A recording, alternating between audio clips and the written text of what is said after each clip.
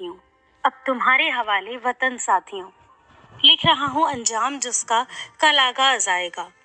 मेरे लहू का हर एक कतरा इनकलाब लाएगा। मैं रहूं या ना रहूं पर ये वादा है तुमसे मेरा के मेरे बाद वतन पे मरने वालों का सैलाब आएगा। भारत को गुलामी से मुक्त करवाने के लिए कई क्रांतिकारियों ने अपना जीवन हमारे देश के लिए कुर्बान किया है।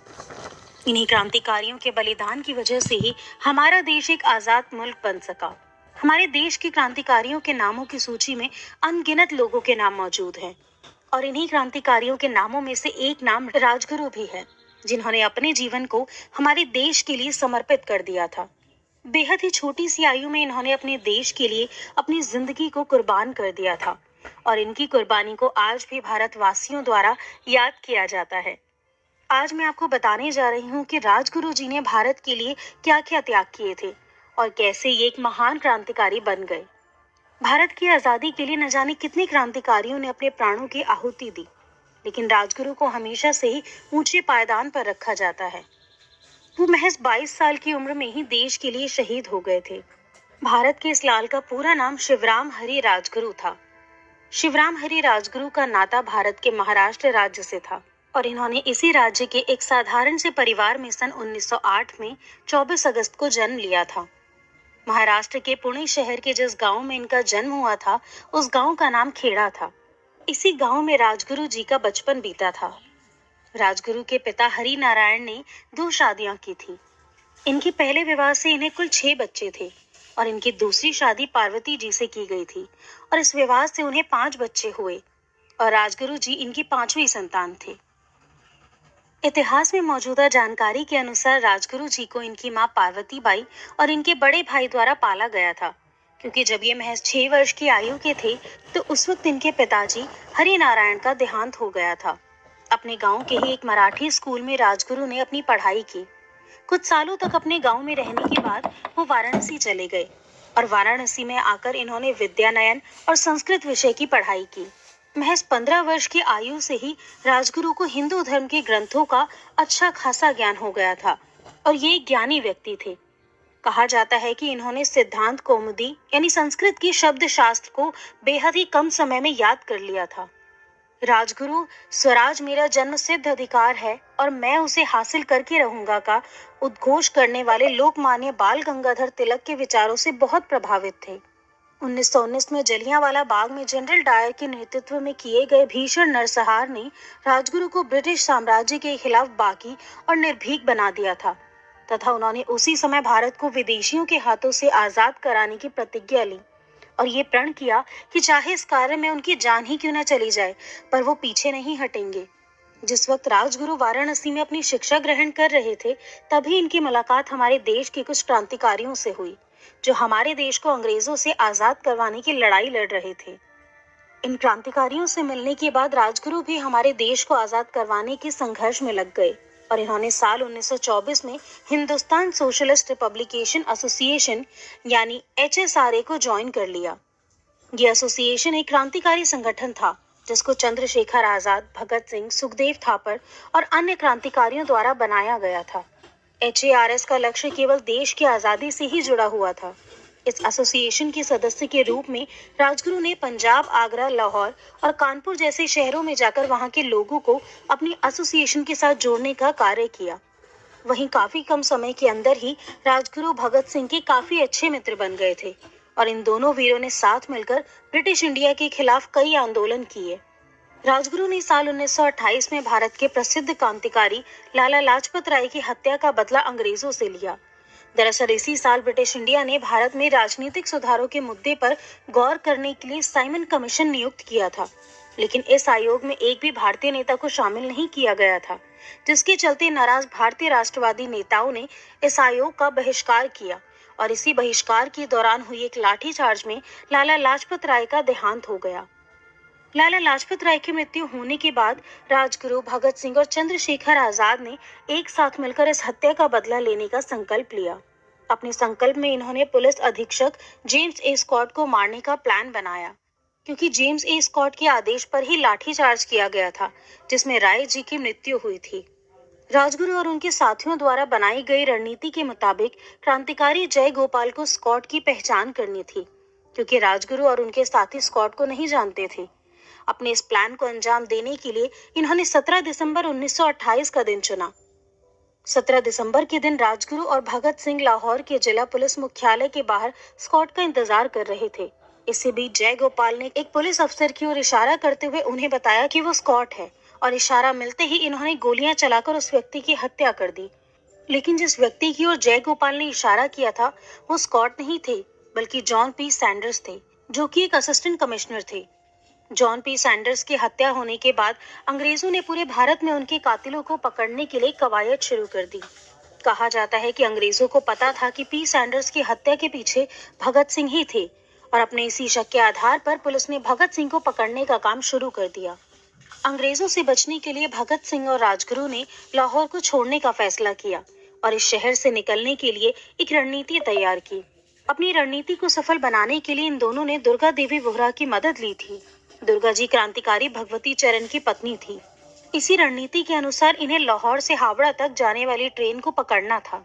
अंग्रेजों द्वारा भगत सिंह को पहचाना न जाए, इसलिए इन्होंने अपना वेश पूरी तरह से बदल लिया।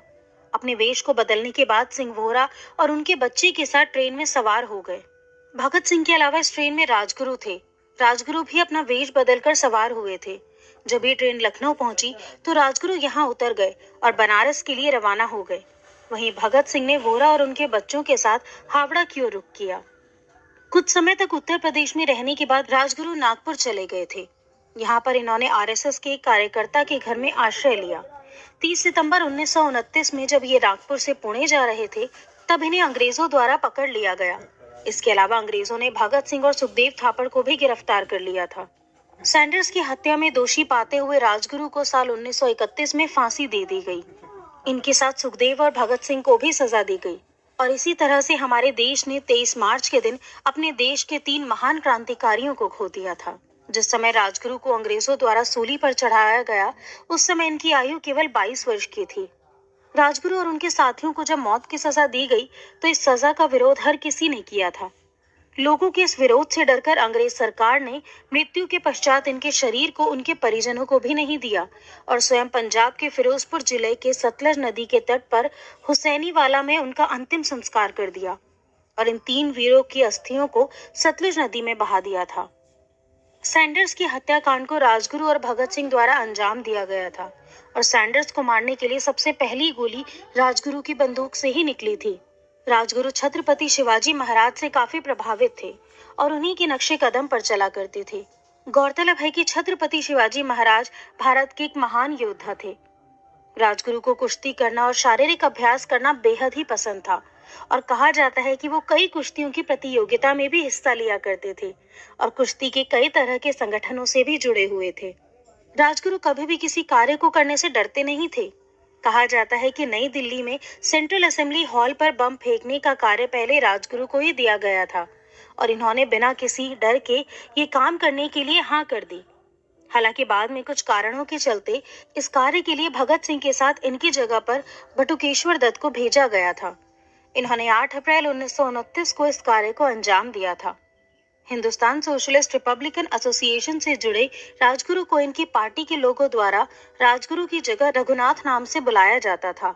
एक लेखक अनिल वर्मा, जो कि एक न्यायाधीश भी थे, उन्होंने राजगुरु के द्वारा किए गए कार्य, उनके देश के लिए दिए गए योगदान और उनके जीवन पर एक किताब भी लिखी है। उस किताब का नाम राजगुरु द इनविजिबल रिवोल्यूशनरी था। इसे भारत सरकार ने प्रकाशन विभाग द्वारा 24 अगस्त सन 2008 को उनके जन्म तिथि वाले दिन प्रकाशित किया गया था। 22 अक्टूबर सन 2010 को विनोद कामले द्वारा निर्देशित की गई एक फिल्म बनाई गई थी जिसका नाम था क्रांतिकारी राजगुरु। ये फिल्म इनकी याद में बनाई गई थी। राजगुरु को सम्मान देने के लिए उनके नाम पर कई सारी विरासत तथा स्मारक बनाए गए हैं। हरियाणा के हिसार जिले में एक महत्वपूर्ण शॉपिंग कॉम्प्लेक्स का नाम राजगुरु मार्केट रखा गया है। ये नाम इन्हें सम्मान देने के लिए सन 1953 में रखा गया था। शहीद राजगुरु को सम्मान देने के लिए उनके गांव खेड़ा के नाम में परिवर्तन करके गांव का नाम राजगुरु नगर रख दिया गया। भारत के पंजाब राज्य के फिरोजपुर जिले में हुसैनीवाला में जहां उनका अंतिम संस्कार हुआ था, उसे राष्ट्रीय शहीद स्मारक नाम दिया गया है। और साथ ही 23 मार्च को 3 महान क्रांतिकारियों की याद में इस दिन शहीद दिवस मनाया जाता है। और वहां हर साल उन्हें श्रद्धांजलि भी अर्पित की जाती है। राजगुरुवाड़ा इनके पूर्वजों का घर है, जहां इनका जन्म हुआ था। 2788 वर्ग मीटर भूमि से भी अधिक में फैला हुआ ये पुणे नासिक रोड पर भीमा नदी के तट पर स्थित है। इसे अब शिवराम राजगुरु स्मारक के रूप में जाना जाता है। एक स्थानीय संगठन हुतात्मा राजगुरु स्मारक समिति द्वारा सन 2004 में हर साल गणतंत्र दिवस के दिन यहाँ राष्ट्रीय ध्वज फहराया जाता है। दिल्ली में 9.5 एकड़ के कैंपस में वसुंधरा एन्क्लेव में स्थित महिलाओं के लिए शहीद Rajguru college of employed sciences Rajguru के नाम पर शुरू किया गया है। इसे सन 1989 में दिल्ली यूनिवर्सिटी के कॉलेज के रूप में स्थापित किया गया था। सन 2013 को भारत सरकार ने इनकी पुण्यतिथि वाले दिन यानी 23 मार्च को उन्हें सम्मान देते हुए एक डाक टिकट जारी किया। राजगुरु को उनके साथी भगत सिंह एवं सुखदेव के साथ गहरी दोस्ती थी। वो कोई भी काम अक्सर साथ मिलकर ही करते थे। राजगुरु को शूटिंग की शिक्षा क्रांतिकारी चंद्रशेखर आजाद से प्राप्त हुई। आजाद भी बहुत ही कम उम्र के राजगुरु के कौशल से प्रभावित हुए थे। इनके बलिदानों को शायद ही कभी भुलाया जा सकता है और हमारे देश की जनता के लिए ये हीरो से कम नहीं है। इनकी कुर्बानी के बलबूते ही आज हमको आजादी मिल सकी है। और एक बात जो शायद बहुत कम लोग जानते हैं कि शहीद भगत सिंह, राजगुरु और सुखदेव को तय दिन और समय से 11 घंटे पहले ही फांसी पर चढ़ा दिया गया था। जब राजगुरु भगत सिंह और सुखदेव को फांसी दी जा रही थी तब तीनों मस्ती से गा रहे थे, मेरा रंग दे बसंती चोला, मेरा रंग दे बसंती चोला। इस तरह से राजगुरु जैसे देश के क्रांतिकारी वीरों को एवं उनकी कुर्बानियों को याद करना हमारे लिए बहुत गर्व की बात है। राजगुरु भगत सिंह और सुखदेव की शहादत आज भी भारत के युवकों को प्रेरणा प्रदान करती है। ये स्वतंत्रता सेनानी हमेशा के लिए अमर हैं। ये कभी नहीं मर सकते। लोगों के दिलों में ये हर समय जीवित रहेंगे। लहू का कतरा कतरा बहाया, मौत को हंस के गले लगाया। नमन है उन सभी शहीदों को जिन्होंने देश को आजाद करवाया।